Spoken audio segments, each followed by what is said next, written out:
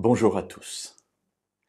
Dans les bandes dessinées, et principalement celles de Lucky Luke, on a une expression qui revient très souvent, où les Indiens s'adressant aux envahisseurs finalement, ils leur disent « vous avez la langue fourchue », c'est-à-dire que vous parlez avec un langage double.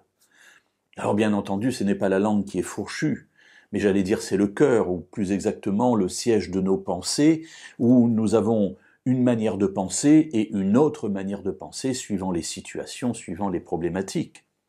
Alors la Bible connaît aussi cette sorte de séparation qui peut exister en nous. Voyons dans le livre des psaumes, au psaume 86 et au verset 11, ce qui est écrit par David. Il s'adresse à Dieu, il prie Dieu et lui dit « Enseigne-moi tes voies éternelles, je marcherai dans ta vérité. Donne-moi un cœur tout simple, que je craigne ton nom. » Alors ici, ce qui est intéressant de remarquer, c'est que « donne-moi un cœur tout simple », c'est « donne-moi », ou plus exactement, « rends un mon cœur ». Fais que mon cœur soit un, qu'il ne soit pas deux, qu'il ne soit pas double, qu'il ne soit pas multiple, mais que je puisse marcher dans ta vérité.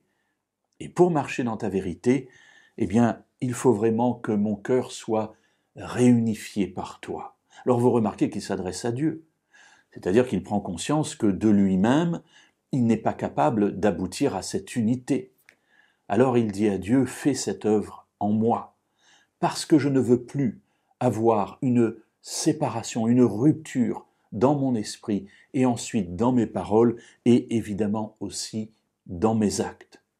Jésus reprendra la même idée en disant à un moment donné à ceux qui l'écoutent que votre oui soit oui, que votre non soit non. C'est-à-dire, mes amis, dites quelque chose.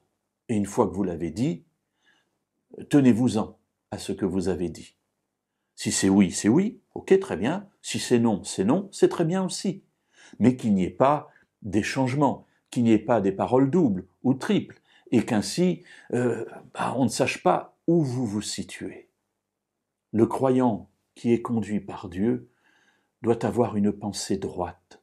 Et remarquez que le début de ce verset, c'est « Enseigne-moi tes voies éternelles, je marcherai dans ta vérité, alors rends mon cœur un ». Belle prière, n'est-ce pas?